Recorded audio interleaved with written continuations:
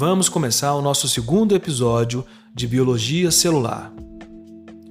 As células procariontes. Para começar nosso episódio, vamos falar um pouco sobre as bactérias e os vírus. Uma célula bacteriana, como a Escherichia coli, apresenta grande vantagem de ser cultivada facilmente a 36 graus Celsius, em meio a uma substância aquosa de íons inorgânicos, glicose, aminoácidos e nucleotídeos. Neste ambiente, a bactéria duplica sua massa e se divide em cerca de 20 minutos. Rápido, né?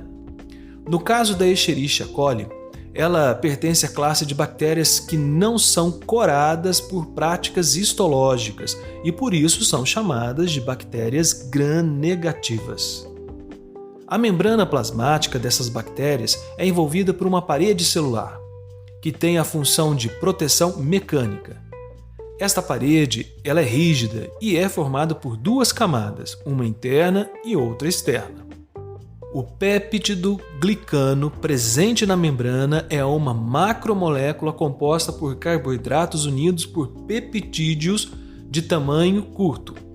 Já a membrana externa é uma bicamada de lipoproteínas e lipossacarídeos, parecidos com a estrutura da membrana plasmática.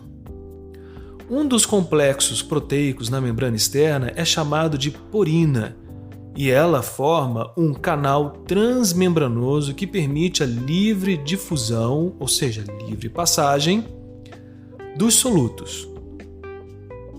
Portanto, a membrana plasmática é uma estrutura lipoproteica que atua como barreira aos elementos presentes no meio circundante. Esta membrana, ao controlar a entrada e a saída dos solutos, contribui para estabelecer um meio perfeitamente regulado no protoplasma da bactéria. Nesse protoplasma estão os ribossomos, que são formados por ácido ribonucleico, ou seja, o RNA. Assim, os ribossomos têm uma subunidade grande e pequena, e é ali que estão os poliribossomos, e neles ocorre a síntese de proteínas. Vale ressaltar que o cromossomo bacteriano é uma molécula circular única de DNA, não recoberto e que está dobrado dentro do nucleotídeo, com uma região mais clara do protoplasma. Algumas bactérias contêm um DNA muito pequeno que também é circular e que chamamos de plasmídio. Isso é interessante, pois o plasmídio pode dar à célula bacteriana resistência a vários antibióticos. Vamos falar sobre os micoplasmas. A maioria das células procariontes são pequenas, entretanto, algumas podem alcançar um tamanho considerável. Entre os organismos, os que melhor se adaptam são as pequenas bactérias chamadas de micoplasmas, e que são responsáveis por produzirem doenças infecciosas em vários animais e inclusive no homem. Elas podem ser cultivadas in vitro como qualquer outra bactéria. Agora, guarde bem esse conceito. Os micoplasmas são importantes, pois têm a massa 1000 vezes menor que o tamanho médio de uma bactéria e 1 milhão de vezes menor que o de uma célula eucarionte. Agora vamos falar dos vírus. Pois bem, os vírus são conhecidos por sua propriedade de atravessar os poros e pelas alterações patológicas que produzem nas células.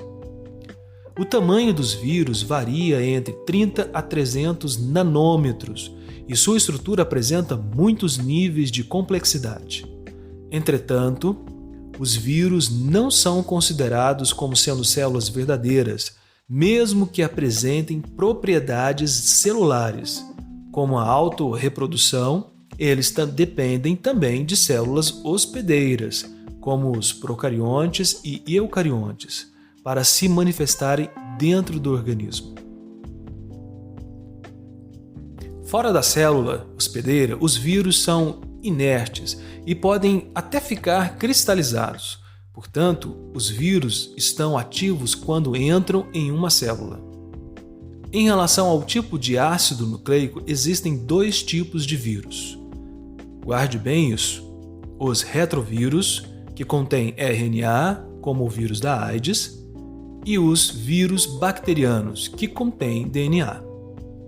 Assim, os vírus são produzidos por um processo de agregação macromolecular, ou seja, isso significa que seus componentes são produzidos separadamente, em diferentes locais da célula hospedeira, e logo são reunidos de maneira coordenada com outras áreas da mesma célula. Os bacteriófagos são vírus que usam como hospedeiras as células bacterianas.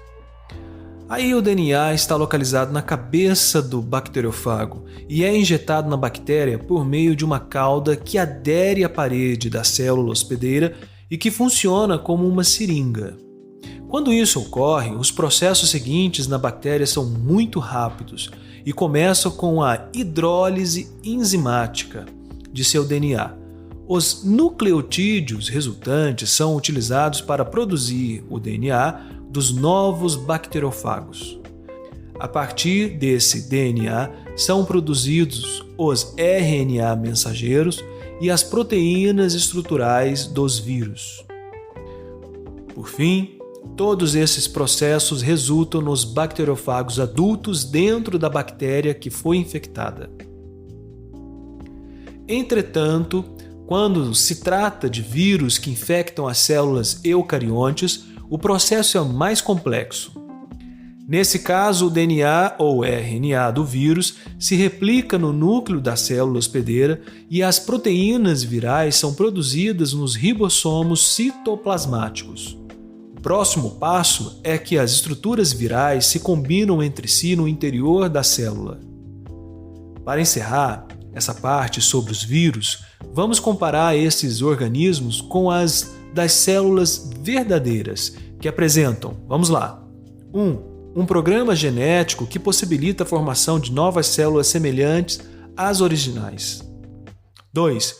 Uma membrana plasmática que regula as trocas entre o interior e exterior da célula. 3. Uma estrutura que absorve a energia dos alimentos. E por último, o quarto, um organismo que fabrica proteínas. Nessa situação, os vírus apresentam somente a primeira dessas propriedades que acabei de citar. Sendo assim, os vírus não são considerados células verdadeiras, apesar de conter o padrão genético necessário para fabricar suas proteínas e se reproduzir. No próximo episódio, vamos falar sobre a organização das células eucariontes. Então, até mais!